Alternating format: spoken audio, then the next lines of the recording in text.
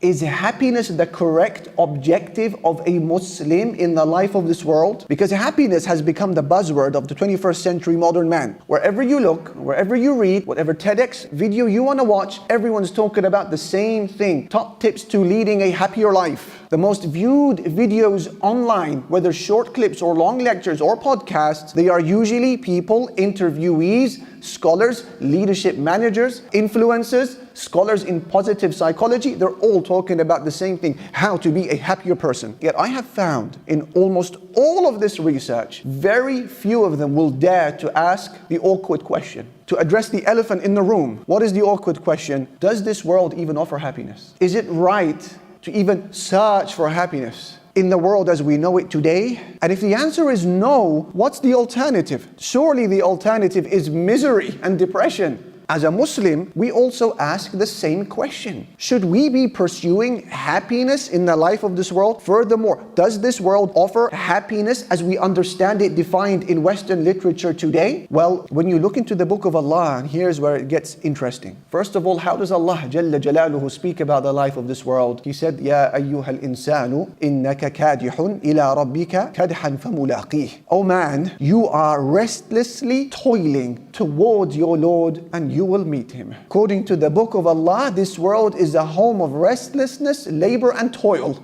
And Allah Jalla Jalaluhu said, لَقَدْ خَلَقْنَا الْإِنسَانَ فِي كَبَدٍ. We have created man in toil. So that is how Allah speaks about this world. Toil, labor, restlessness, hardship. And on top of that, you don't find the word sa'ada, happiness, mentioned at all in the Quran. Interesting. Only in one context, and that is the context of Jannah. Allah Jalla Jalaluhu said, لا تكلم نفس إلا بإذنه. On the day of judgment, people will come and no one will speak, only with the permission of Allah. فَمِنْهُمْ شَقِيٌّ وَسَعِيدٌ. Some will be miserable and some will be happy. فَأَمَّا الَّذِينَ شَقُوا فَفِي النَّارِ لَهُمْ فِيهَا زَفِيرٌ وَشَهِيقٌ. As for those who are miserable, they will be thrown into hell and they will be sighing and gasping in pain. And then Allah says later on, وَأَمَّا الَّذِينَ سُعِدُوا فَفِي الْجَنَّةِ. And as for those who are destined to be happy, they will be in Jannah. So the only time happiness is mentioned in the Quran is in which context?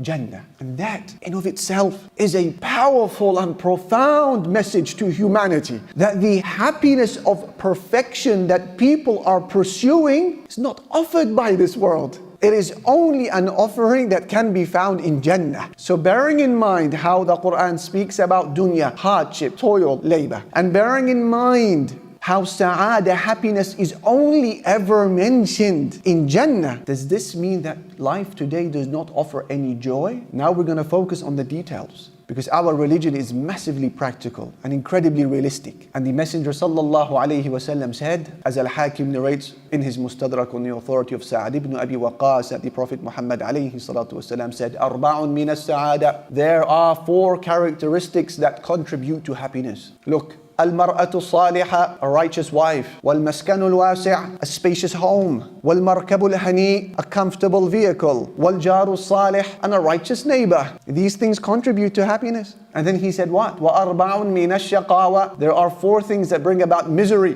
المرأة السوء, an evil wife. والمسكن الضيق, a small house. والمركب السوء, and an uncomfortable vehicle. والجار السوء, and an evil neighbor. So yes, there are things that bring about joy in the life of this world. But look at the hadith. It is very specific. It said, مِنَ السَّعَادَةِ, that contribute to happiness. They can add to your happiness. So if these things, they just add to my happiness, they just contribute to overall happiness, where is the foundation of happiness in the life of this world? Where are the sources of happiness? You say, I want to get to the root of it all. I want to find the spring, the fountain of happiness in dunya. Where do I find it? Allah Jalla Jalaluhu has given you a very clear recipe for those who are searching for it. In the book of Allah, in Surah An-Nahl, chapter of the bees. In the clearest, in the most unequivocal, in the most unambiguous of words, Allah Almighty said, مَنْ عَمِلَ صَالِحًا, whoever works good deeds, مِنْ ذَكَرٍ أَوْ أُنْثَى, whether male or female. That's condition number 1. Al-Hasanat, good deeds. Condition number 2, وَهُوَ مُؤْمِن, whilst having iman, whilst being a person of faith. What is the outcome? Equals فَلَنُحْيِيَنَّهُ حَيَاةً طَيِّبَةً. We will cause them to live a good life. Then Allah says, وَلَنَجْزِيَنَّهُمْ أَجْرَهُمْ بِأَحْسَنِ مَا كَانُوا يَعْمَلُونَ. And we will give them their reward in full in the hereafter because of what they used to do. So that is the equation. Praying and benefiting from an Islamic talk, whoever does good deeds, plus Iman, having faith in Allah that you preserve, equals you lead the good life. And notice how Allah does not say we will give him happiness. He did not say فَلَنُسْعِدَهُ, we will give him sa'ada, happiness in the life of this world. He didn't say that. He said we will give him a good life. You see, as common as it is to use this word happiness today, even the non-Muslims now are losing interest in that word. And they're saying it's a little bit overused. And in fact, we should be searching for something a little bit more realistic than happiness. And one of those scholars is a man called Martin Seligman. Professor Seligman, he is the founder of a science called positive psychology. Positive psychology is that branch of psychology that focuses on the study of happiness. So he is a reference, he's an authority in the field. And he said, these are his words, I actually detest the word happiness. And I believe that it is so overused by people today, it's been rendered meaningless. And then what he essentially says, and I find this massively interesting, he says happiness is just a feeling like any other feeling that goes up and down many times a day. He says happiness is just a mood. When something good happens to you during your day, you're happy. And when something bad happens, you're miserable. It doesn't mean you are a happy person in life or a miserable person in life. It goes up and down many times in life, tens of times. You have a nice, lush, warm meal in front of you, you're happy. You go hungry that day, you're sad. It doesn't mean you are a happy person in life or you are a miserable person in life. It just goes up and down many times in life. It's a mood like any other moods. So he said we need to think of terms that are deeper than happiness to describe the well-being of a human being. Do you understand what I'm saying? We need to coin a term that factors in the ups and downs in life.